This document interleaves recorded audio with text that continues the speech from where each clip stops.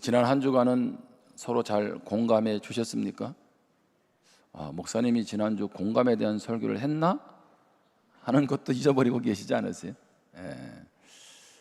공감할 때 중요한 것은 아버지의 마음을 품는 것이라 그랬고, 또 하나는 뭐가 있다 그랬어요? 대화법을 하나 알려드렸는데, 첫 번째 맞장구가 있어야 된다 그랬어요. 리액션. 그래서 여러분이 설교할 때도 무엇이 있어야 돼요? 리액션. 지난주에 저한테 이렇게 설교 마치고 했던 최고의 리액션은 이거였어요. 이렇게 쌍따봉. 늘 설교의 은혜를 받는다고. 제가 묻지는 않았어요. 어느 본문에서 은혜를 받았냐고. 근데 어떻든 서로를 향해서 공감하고 격려하는 것은 참 중요하죠. 여러분, 계절성 우울증이라고 들어보셨어요? 계절성 우울증, 말 그대로 계절에 나타나는 우울증인데, 대표적인 계절이 겨울입니다. 여러분, 겨울에는 왜 우울증이 좀 심할까요? 아무래도 햇빛의 일조량이 적잖아요. 그러니까 햇빛이라고 하는 것은 마치 항우울제와 같은 건데, 햇빛을 받는 것 자체가 기분을 다운해서 업을 시킨다는 거예요. 그렇다고 여러분, 요즘 폭염에 또 항우울제가 좋다고 햇빛 너무 많이 쐬면 안 됩니다. 그럼 큰일 나잖아요. 근데 요즘에는 여름에도 이러한 계절성 우울증이 심하게 나타난다는 거예요. 그러니까 폭염이 계속 지속되니까 집중력도 떨어지고 불안감도 생기고 불면증도 생기고. 여러분, 그래서 이렇게 폭염이 계속 지속될 때 건강을 유지하는 방법 중에 일반적으로 하는 게 뭐예요? 잠을 잘 자는 거예요. 그리고 물을 적당하게 계속 수분을 보충해 주는 거예요. 우리 물 마시고 잠을 자는 게 왜 중요합니까?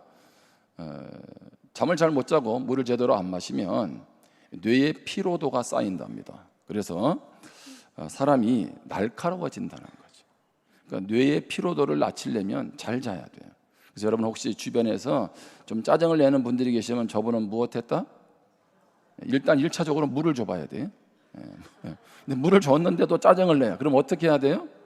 주무시라고. 오늘 혹시 지난밤에 못 주무신 분들은 설교에 잠자는 은혜가 임할 것을 믿습니다. 주무셔도 괜찮아. 제가 이런 얘기를 나누는 이유는 뭐냐면, 공감도 그렇지만 이 사람 마음을 이렇게 잘 다스리기가 쉽지 않습니다. 잠언 16장 32절에 보면, 노하기를 더디하는 자는 용사보다 낫고 자기의 마음을 다스리는 자는 상을 빼앗는 자보다 나으니라. 자기 마음을 잘 컨트롤하면 뭐예요? 용사보다도, 용맹한 군사보다도 낫다는 거죠. 마음 잘 다스리는 사람은 상을 빼앗는 것보다 낫다는 거예요. 그 말은 무슨 얘기입니까? 뒤집어서 말하면 마음을 다스리기가 쉽지 않다는 것이고, 또 마음을 다스리는 것이 그만큼 중요하다는 것입니다. 예레미야 오늘 본문 17장 9절에 보면, 만물보다 거짓되고 심히 부패한 것은 무엇이라? 마음이라. 누가 능히 이를 알리오마는. 그러니까 마음을 누가 알 수 있냐는 거예요. 한 길 물속은 알아도 10길 사람 속은 모른다고 하잖아요. 한 길이라는 얘기는 사람의 키 높이입니다. 어느 키를 기준하는지 모르겠지만 그만큼 사람 알기를 쉽지가 않고, 근데 오늘 하나님은 예레미야를 통해서 뭐라고 말을 하냐면, 만물보다도 거짓되고 심히 부패한 것이 마음이다, 그렇게 말해요. 대표적으로 이 말씀을 듣는 대상은 누굽니까? 남유다 하나님의 백성, 이스라엘 백성들이죠. 너희들의 마음이 지금 부패했다는 거예요. 자, 하나님은 마음의 부패를 왜 말씀하실까요? 17장 1절입니다. 유다의 죄는 금강석 끝 철필로 기록되되 그들의 마음판과 그들의 제단뿔에 새겨졌거늘. 자, 유다의 백성들의 죄가 그냥 칠판에 기록된 것처럼 기록되면 그냥 칠판에 분필은 그냥 쓱 지우면 되잖아요. 근데 마치 무엇처럼? 금강석 철필, 새끝 예리한 것으로 기록이 됐다는 거예요. 죄가 어디에? 마음판에, 제단뿔에. 여러분, 돌에다가 새기는 거 쉽지 않죠. 근데 한번 새기면 안 지워지잖아요. 그러니까 유다의 죄가 마음판에, 제단뿔에 금강석 그런 철끌로 그런 새끝 아주 예리한 부분으로 기록됐다는 얘기는 온통 마음이 무엇으로 쩔어 있다? 죄악으로 쩔어 있다는 거예요. 마음이 부패해 있다는 거죠. 예레미야 17장 5절입니다. 여호와께서 이와 같이 말씀하시니라. 무릇 사람을 믿으며 육신으로 그의 힘을 삼고 무엇이? 마음이 여호와에게서 떠난 그 사람은 저주를 받을 것이라. 예레미야 17장 9절에서 계속 마음이 부패했다는 이런 말을 쓰는 이유는 온통 마음이 죄악으로 이미 쩔어 있고 마음이 하나님께서 떠났다는 거예요. 떠나니까 결국에는 11절에, 오늘 본문에 읽지는 않지만 자고새에 대한 표현을 쓰지요. 자고새는 어떤 새냐면 새끼를 낳을 때 자기 알이 아니라 남의 알을 가지고 품어서 새끼를 낳아요. 그러면 새끼가 커가지고 자기를 낳게 한 그 어미새에게 엄마라고 하는 게 아니라 좀 자라다가 어디로 가냐면 원래 자기 엄마에게 날아가 버리는 거예요.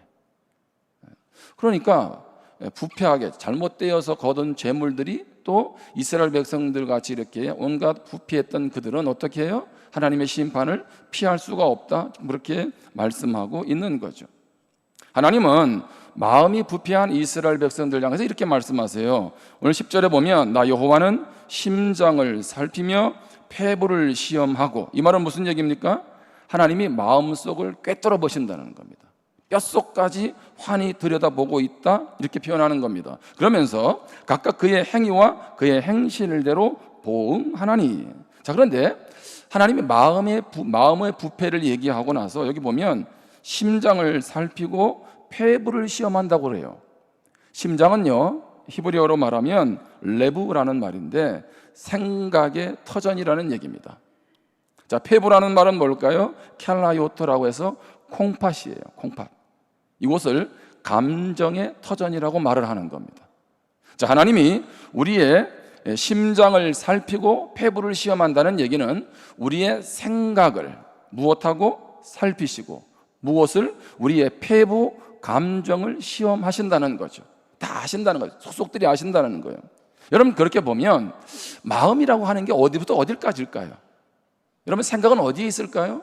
감정은 어디에 있을까요? 라고 할 때 저는 오늘 이 말씀 하면서 그런 생각이 드는 거예요. 마음이라고 하는 것은 생각과 무엇으로? 감정으로 구성되어 있다. 물론 제가 마음을 다 몰라요. 근데 가만히 보니까 우리 마음에는 이것이 다 있어요. 그러니까 여러분, 마음이라는 말은 또 감정이라는 말로, 생각이라는 말로도 표현될 수가 있는 거죠. 저는 근데 오늘 특별히 그 단어를 감정이라고 지금 다뤄보는 거죠. 결국 마음은 무엇과 관계되어 있어요? 우리의 감정과 관계되어 있습니다. 여러분, 직장 생활이 고달프고 힘들죠.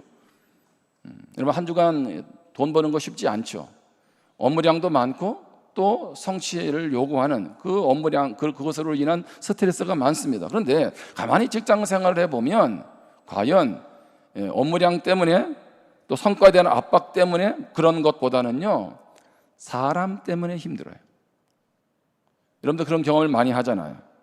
상사의 눈치를 봐야 되고 후배 눈치를 봐야 되고 또 진상 같은 고객 있잖아요. 그런 사람들을 또 대해야 하고. 무슨 얘기냐 하면 직장 생활도 일보다 사람이 힘들다는 얘기는 신앙생활도 마찬가지예요. 내가 주님의 은혜를 알고 헌신합니다, 섬깁니다, 당연해요. 근데 교회 안에서 일어나는 것은 무엇 때문에 힘듭니까? 사람 관계 때문에 힘든 거예요. 여러분, 그럼 가족들은 안 그런가요? 여러분, 지난주에 가족들 별일 없으셨어요? 오죽하면 피를 나눈 타인이라 그런 말을 하겠습니까? 가족들도 예외가 아니죠. 사람이 힘든 이유는 무엇일까요? 따지고 들어가 보면 관계 속에서 일어나는 일들로 인해서 감정이 상하기 때문에 그렇습니다. 그러면 여러분 어떻게 할까요? 안 좋은 감정들은 좀 다 없애버리면 좋겠는데 한번 따라해 보실래요? 나쁜 감정은 없다. 자, 감정은 누가 만들었어요? 하나님 우리에게 만들어 주셨잖아요. 그럼 하나님이 우리에게 나쁜 것 주시겠습니까?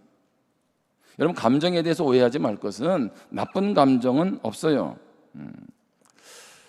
물론 이제 우리가 그런 말을 하잖아요. 긍정적인 감정이 있고 부정적인 감정, 이렇게 표현을 하지요.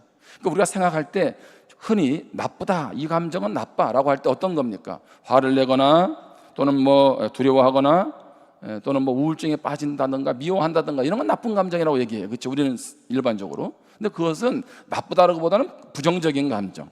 뭐 감사하다, 기쁘다, 찬양한다 이런 표현은 긍정적인 감정이죠. 자, 왜 나쁜 감정이 어떤 표현을 쓰냐면 예를 들어서 여러분이 나쁘다고 말하는 부정적인 감정, 두려움이 있습니다. 자, 이제 이번 같은 여름에 물놀이를 갔어요. 물놀이를 갔는데 이게 이제 내가 탄 뭐 예를 들면 뭐 보트든지 고무보트라고 생각해 보죠. 고무보트 아니면 물놀이 할 때 그런 기구 있잖아요. 그게 이제 문제가 생겨요. 그것도 깊은 곳에 들어가서 자 문제가 생겨 이렇게 그 사이로 막 물이 들어와. 여러분 물이 들어오면 무슨 느낌을 가져야 돼요? 두려움을 느껴야 돼요. 그리고 빨리 어떻게 해야 됩니까? 대비책을 세워야지. 그렇죠? 안전구를 뭐 착용하던 그곳에 있던 것이 있다면 그런데 아무것도 느끼지 않아. 그럼 어떻게 합니까? 따라하겠습니다. 빠져 죽는다. 아니 지금 위기의 상황에서 전혀 두려움을 느끼지 않아요? 그러면 그게 어떻게 돼요? 고스란히 내 생명을 잃게 되는 거예요. 예를 들면 화가 나죠. 상대방이 화를 내는 것 때문에도 곤란하지만 또 나도 모르게 화를 내는 것 때문에 여러분 힘들 때가 많잖아요. 그런데 화는 정말 나쁘기만 한 건가요? 여러분 불의를 보면 어떻게 해야 돼요? 괜찮아. 여러분 이렇게 얘기하세요? 불의를 보면서도 괜찮아 하는 분은 내 일이 아니라서 그래.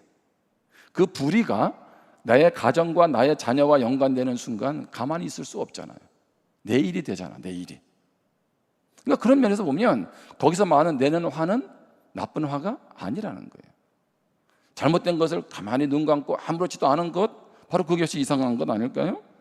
이런 부정적인 감정 중에 우울한 감정들이 있습니다. 여러분 남자보다도 여성분들이 우울감이 더 심하대요. 왜 그런가 봤더니 그러니까 사람을 기분 좋게 하는 세로토닌이 남자보다 여자분들이 적답니다. 그래서 남자분들은 이해해 주셔야 돼. 여자분들이 때는 우울해하는 거를 뭐가 적어서?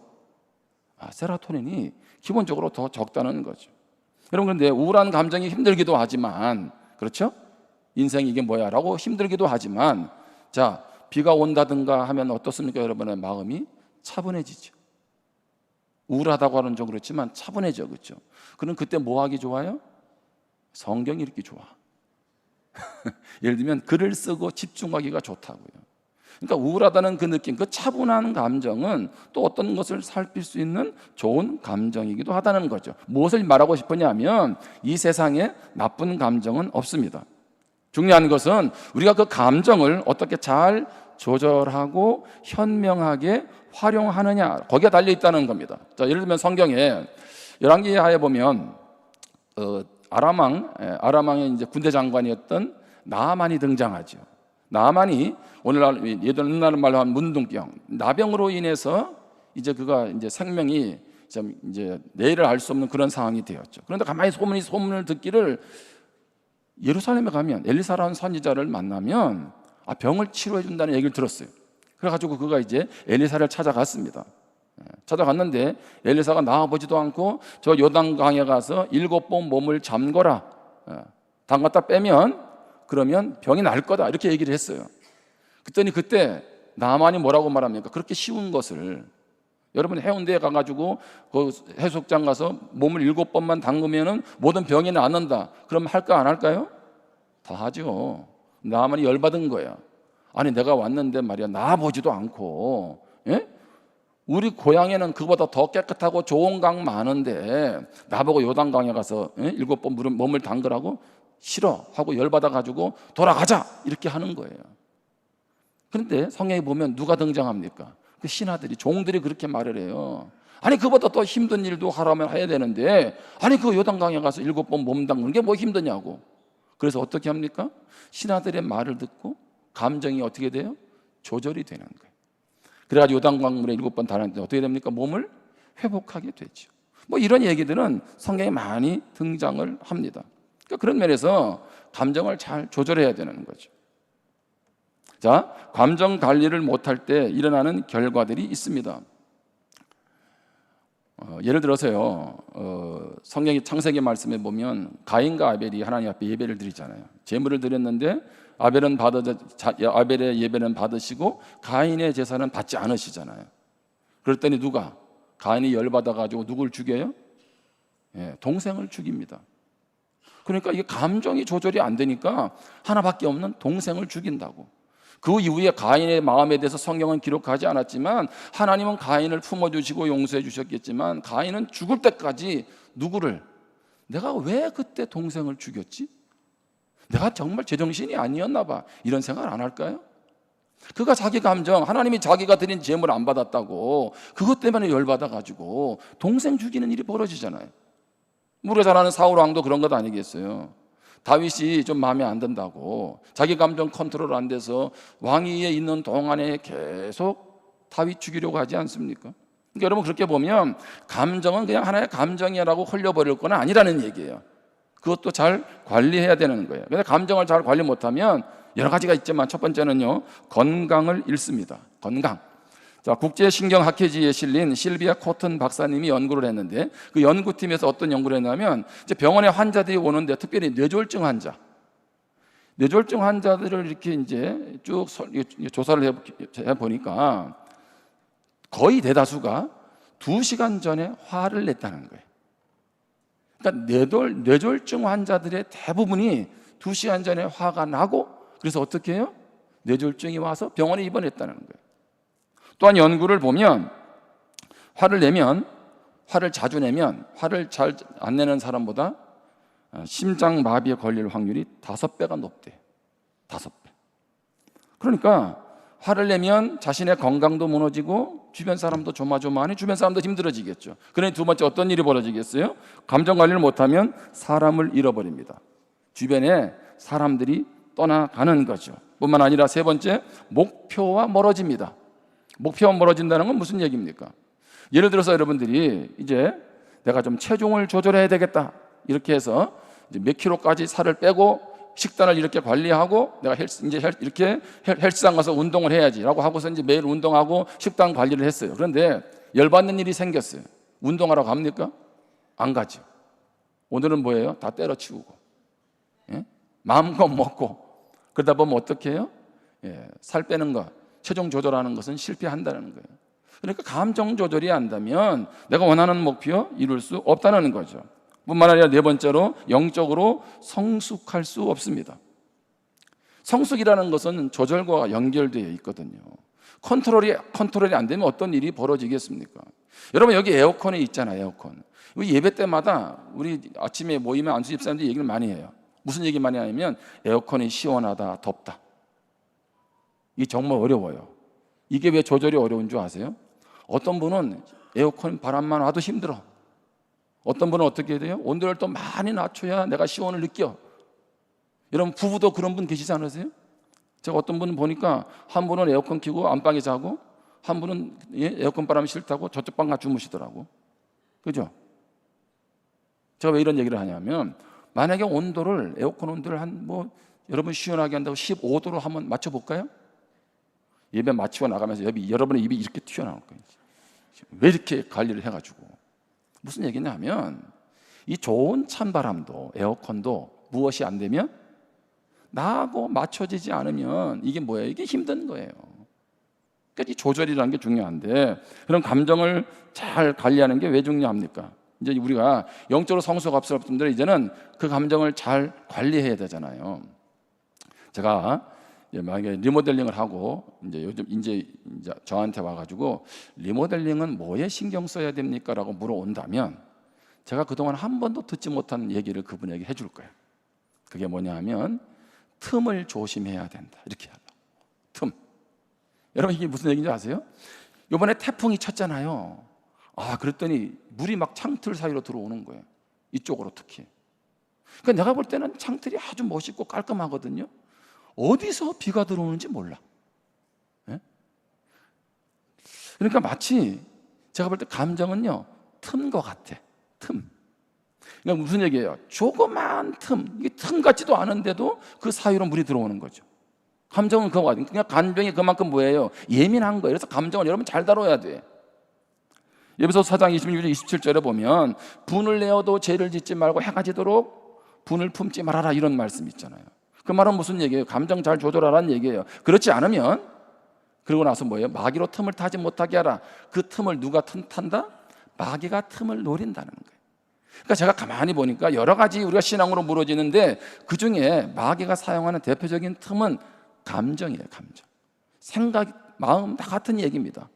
근데 전혀 평상시는 모르는데 좀 문제가 생기고 어려움이 생기면 그 사이에, 그 틈으로 전혀 육안으로 식별할 수 없는 그 틈으로 내가 사단에게 종노릇하기도 하고 감정이 무너지게 된다는 거죠. 여러분, 그러면 감정을 잘 관리하려면 어떻게 해야 될까요? 제가 뭐 이쪽 분야의 전문가도 아니고 제가 그냥 크게 두 가지만 살피려고 해요. 첫 번째는 뭐냐면 말을 바꾸면 감정도 바뀝니다. 자, 무슨 얘기입니까? 자, 사람의 감정은 무엇에 영향을 줄까요? 말에 영향을 줘요. 내가 지금 마음이 상해요. 그럼 무엇으로? 말로 그게 툭 튀어나오잖아요. 그런데 반면에 말도 감정에 영향을 줍니다.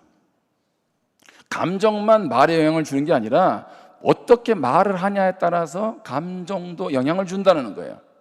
예를 들면 평상시에 여러분 언어 습관이 중요한데, 아이고 이건 더워 죽겠어, 예? 더워서 미치겠어. 그럼 미치는 거예요? 예? 더워도 무엇하다? 견딜만 하다. 그러면 감정이 어떻게 됩니까? 미칠 것 같은 죽고 싶은 감정이 좀 다운되는 거예요. 무슨 얘기냐면 말을 조금 더 강도를 낮추면, 순화시키면 감정도 순화된다는 거예요. 여러분, 이럴 때 있어서 언어를 조심해야 돼요. 예를 들어서 이런 거죠. 일이 힘들어 죽고 싶은 그런 거 있잖아요, 그렇죠? 그럼 일이 힘들어 죽겠어. 그러면 어떻게 강도를 낮출 수 있을까요? 일이 좀 성가시네, 이렇게 바꿔보세요. 그러면 완전히 그런 감정은 사라지지는 않지만 순화된다는 거예요. 예를 들면 마음에 안 드는 사람이 있어요. 그 사람 정말 꼴도 보기 싫어. 그럼 정말 다시 보고 싶지 않아요? 그런 표현보다는 그 사람이 나에게 약을 올리네, 이 정도로 해보시라는 거지. 약을 올리네? 그러니까 이 정도만 해도 감정이 순화가 된다는 거예요.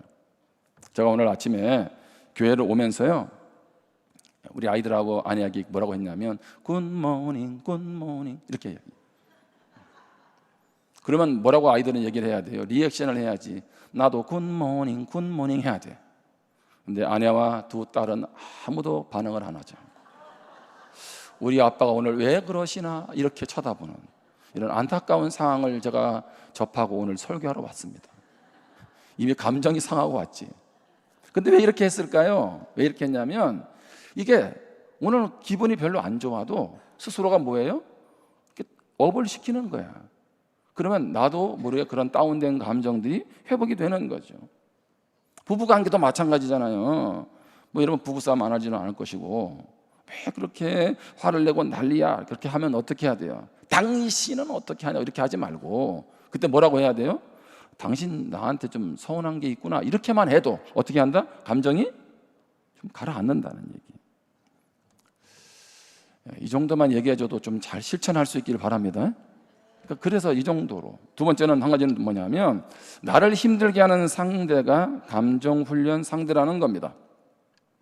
여러분, 주위 사람들로 인해서 여러분 특별히 어떤 사람, 어떤 일, 어떤 경우를 통해서 화를 낼 수밖에 없는 그런 상황들이 있잖아요. 예를 들면 직장에서 여러분을 들들 볶는 상사 있죠.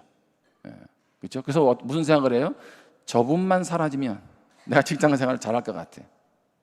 자, 어머니는요, 늘 속 썩이는 아들, 공부도 안 하고 속만 썩이는 아들, 그 아들만 없으면 좀 속이 편할 것 같은데, 자, 집안에서는요, 손 하나 까딱하지 않는 남편 때문에 열이 하루에도 수십 번 치밀어 오릅니다. 여러분, 그러면 어떻게 해요? 그 사람을 다 제외시켜야 되나요? 한번 따라해 보실래요? 그 사람이 나의 최고의 감정관리 선생님이다. 그 사람이 뭐예요? 그 사람이 내 감정, 내 마음을 훈련시키는 최고의 선생님이라는 거예요. 저도 한 번씩 예전에 설교했잖아요. 저도 지나오면서 힘든 분들을 많이 겪었단 말이죠. 근데 그 힘든 분을 통해서 하나님이 나를 보게 하시고 내가 다듬어져야 될 부분들을 다듬어 주시더라고요. 저는 그런 경험들을 많이 하게 됐어요. 자, 그래서 우리 신학교에 한 번씩 이제 매년마다 우리 부교육자들을 이제 부교육자 이런 이제 제가 세미나를 한 번씩 하러 가요. 그러면 그 학생들한테 꼭 하는 얘기가 있어요. 여우 피하다가 호랑이 만난다. 내가 이거 꼭 얘기해줘요. 여러분, 담임 목사님이 힘들면 그렇다고 도망가지 말고 그걸 잘 견뎌라. 그러면 그 다음부터 힘든 거는 줄어들겠지만 힘들다고 사표 내고 다른 데 가버리면 그 다음에 누가 기다리고 있다? 김종석 목사 기다리고 있다는 거죠. 여러분 삶에 힘들어요? 조금만 견뎌보세요. 견뎌보세요. 우리 여기 오늘 찬양한 우리 장종 집사님 대단한 것 같아요. 난 중국 간지 한 1년 안에 돌아올 줄 알았더니 벌써 6년째 보내고 있더라고. 뭐 중국에 대해서 궁금한 거 있으면 물어보세요. 예? 여러분 이게 쉽지 않은 거예요. 예? 전혀 낯선 곳에 가서 새로운 회사에서 새로운 일들을 해나간다는 것은 정말 쉽지가 않아요. 그런데 어떻게 했어요? 주변에 보면 제가 얘기하니까 그러더라고요. 중국에 가서 어떤 직급에 있는 사람도 한 달 있다가 떠나가는 사람도 많다는 거예요. 힘들어서. 여러분 힘들지 않는 일이 어디 있나요? 힘들지 않은 사람 어디 있나요? 힘들다고 부인 내팽기고 남편 내팽개치면 어떻게 되겠어요? 그렇죠? 여러분 방울뱀 아시죠? 방울뱀은 화가 극도로 나면 자기를 물어버린대. 이런 뱀이 다 있네. 예? 아니 이게 지가 죽으려고. 예? 그러니까 자기가 너무 열받으니까 컨트롤이 아닌가 어떻게 해요? 그 독을 가지고 자기를 물어요. 그러니까 다시 다른 말로 하면 여러분 감정 조절이 안 되고 화를 다스리지 못하면 여러분 몸에다가 지금 뭐를 뿌리는 거예요? 독을 퍼뜨리는 거예요. 독. 그러니까 주변을 불행하게 만들 수밖에 없죠. 여러분 예레미야를 힘들게 한 사람이 있어요. 이제 말씀을 마무리하면서 가는데 여러분 예레미야를 계속 요즘 큐티하면서 힘들게 한 사람이 누굴까요? 1차적으로는요 백성들이에요. 백성들. 그렇게 하나님 앞에 돌아오라고 하고 돌아오라고 말씀하는데도 어떻게 해요? 지독스럽게 말을 안 듣는 거죠. 이런 걸 갖다가 매를 번다 그렇게 말하잖아요. 오죽하면 하나님이 심판하시겠어요. 그만큼 지금 어떻게 해요? 하나님께로부터 너무 멀리 가 있죠. 그러니까 그렇게 말씀을 전하는 예레미야가 속이 어떻게 했어요? 속이 아닌 거예요. 속에서 지금 열불이 나는 거죠. 그런데 예레미야 속을 또 아무튼 열받게 하는 사람이 있었는데 누구냐면 그게 거짓 선지자들이. 세상 표현으로 말하면 동종업계 사람입니다. 예레미야하고 같이 선지자 역할을 한다는 많은 사람들이 예레미야를 제외하고는 전부 하나님은 우리 이 민족을 지켜주실 것이고 바벨론의 포로가 될 일도 없을 것이고 그러면서 편안하다 안전하다 하면서 거짓 예언을 하는 거죠. 여러분 이게 왜 힘듭니까? 나는 정상인데 모두가 다 비정상이야. 그런데 이런 일이 벌어지면 어떤 일이 벌어져요? 나만 비정상인 것 같고 저 사람들이 다 정상인 것 같은 그런 상태가 되잖아요. 그러니까 여러분 예레미야가 백성들의 모습을 보고 또 거짓 선지자들 예언하는 사람들의 모습을 보면서 얼마나 감정을 다스리기가 힘들었겠어요. 여러분 그래서 예레미야가 운다는 얘기는 눈물의 선지자라는 건 무슨 얘기겠어요? 힘드니까 뭐밖에 할 게 없어요. 우는 거죠. 왜 울어요? 그들의 앞으로의 다가올 그런 상황들을 보면서 안타까워서 울기도 하지만 또 한편으로는 뭡니까? 이건 어떻게 자기도 이거 어떻게 할 수 없는 이 자기 마음 그런 걸 갖다 하나님 앞에 말하는 거 아니겠어요? 심지어는 하나님 앞에 기도하면서 저주라는 표현도 쓰잖아요. 예? 저주해 달라고. 여러분 이런 표현을 왜 쓸까요? 자, 이 말은 다른 사람을 저주하라는 얘기가 아닙니다. 저주하고 싶은 만큼 내 안에 지금 열이 받아 있는 거죠. 그렇죠? 그것을 저주라는 표현을 쓰는 거예요. 하나님 저 사람 저주하세요. 저 사람 가만두지 말아요. 하나님 손 좀 보세요. 이 말은 뭐예요? 내가 지금 너무 힘들다는 얘기예요. 그래서 예레미야의 말씀을 잘 보면 예레미야의 탄식, 탄원 다 그 얘기예요. 그 말은 뒤집어서 말하면 내가 지금 무엇하다? 내 감정이 컨트롤하기 힘들다는 거예요. 그래서 오늘 말씀을 읽지 않았지만 예레미야 17장 14절 15절에 보면 여호와여 주는 나의 찬송이시오니 나를 고치소서 그리하시면 내가 낫겠나이다. 나를 구원하소서 그리하시면 내가 구원을 얻으리이다. 보라 그들이 내게 이르기를 여호와의 말씀이 어디 있느냐 이제 임하게 할지어다 하나이다. 여기 15절은 무슨 얘기냐면 백성들이 얘기합니다. 거짓 예언자들이 말합니다. 우리나라가 망한다고? 우리나라가 위기라고? 무슨 얘기야? 너 지금 무슨 얘기야? 봐라 아무 일도 없잖아. 하나님 말씀이 야 너한테 임했냐? 웃기는 소리 하지 마. 이렇게 얘기하고 있는 거예요. 그러니까 14절로 다시 가면 나를 무엇하소서? 주님 내가 지금 너무 힘들어요. 나를 좀 구원해 주세요. 내가 이 감정 컨트롤이 뭐에 안 돼요. 여러분의 삶에 감정을 컨트롤하고 조화를 이루려면 어떻게 해야 될까요? 그것 가지고 예레미야처럼 하나님 앞에 가시기를 축복합니다. 그게 기도예요. 여러분, 폭염의 최고의 피서지는 어딘 줄 아세요? 이거 아무한테 안 알려주는 건데. 폭염의 최고의 피서지는요, 기도의 자리입니다. 기도의 자리. 여러분, 그런 거 경험하지 않으세요? 너무 열받았어. 그러면 기도할 때 기도가 됩니까? 그놈이 떠오르고, 그렇죠? 그 사람이 떠오르는데, 그래서 뭐밖에 없어요. 열받아가지고 씩씩씩 대다가 기도 끝나잖아요. 그런데 그렇게 하루, 이틀, 3일 하다 보면 어떤 상황이 오기 시작해요? 하나님이 내 생각을 이렇게 좀 바꾸기 시작하죠. 그렇죠? 마음도 누그러지기 시작하고, 말씀이 들어오고, 그러면서 어떤 일이 벌어집니까? 내가 그 상황을 보는 눈이 달라지잖아요. 여러분, 상대가 나를 힘들게 하는 건 맞아요. 그런데 상대가 나를 힘들게 해도 나는 무엇하면 그것을 이겨낼 수 있는 은혜가 있으면 가능한 거예요. 그래서 상처는 뭐라 그래요? 따라합시다. 상처는 받는 것이다. 받는 거예요. 그러면 상처는 내가 무엇하면 돼요? 안 받으면 돼. 안 받으면 된다고. 안 받는 비결은 뭐밖에 없겠어요? 그것 가지고 하나님 앞에 가서 씨름하세요. 시편 42편 5절에 보면 내 영혼아 내가 어찌하여 낙심하며 어찌하여 내 속에서 불안해하는고 너는 하나님께 소망을 두라. 그가 나타나 도우심으로 말미암아 내가 여전히 찬송하리로다. 아멘. 시편 기자도 낙심의 감정, 불안의 감정이 있었다는 거죠. 그러니까 어떻게 해요? 도저히 내 마음 내가 어떻게 할 수 없다는 거예요. 두려움, 우울한, 이게 분노, 미움, 이런 감정들, 이런 것들이 섞여서 도저히 해결이 안 되는데 누구에게? 하나님께로 갔어요. 그때 하나님의 도우심으로 말미암아 내가 찬송한다는 건 뭐예요? 내가 회복됐다는 거죠. 문제가 해결됐다는 거죠. 그것을 이겨낼 수 있는 하나님의 은혜가 부어진 줄 믿습니다. 여러분, 그래서 하나님께 가는 거예요. 그리고 하나님 앞에 다 토해내세요. 처음에는 저는 가만 내버려 주지 마세요. 손 보세요. 그래서 하나님 살아계심을 보여주세요 했다가 마음이 사그라지고 하나님의 은혜가 임하니까 어떤 마음이 임합니까? 하나님, 그래도 좀 불쌍히 여겨주세요 라고 바뀐 거 아니겠어요? 이런 은혜가 있기를 축복합니다. 여러분, 감정은 이런 감정 없으면 좋겠는데, 저런 감정만 있으면 좋겠는데, 아니요. 예를 들어서 만약에 우리에게 감정이 없다면 어떤 일이 벌어질까요? 부산에 눈이 왔는데 눈이 오네, 이러면 세상 떠날 날이 얼마 안 남았다는 얘기. 눈이 오는데 와, 눈이 온다, 부산에 눈이 온다, 뛰쳐나가는 사람이 건강한 사람이지, 그죠? 녹음이 우거진 걸 보면서 너무 좋다, 마음에 힐링된다, 이게 당연한 거 아니겠어요? 근데 우리 안에 이런 감정이 없다면 어떻게 되겠어요?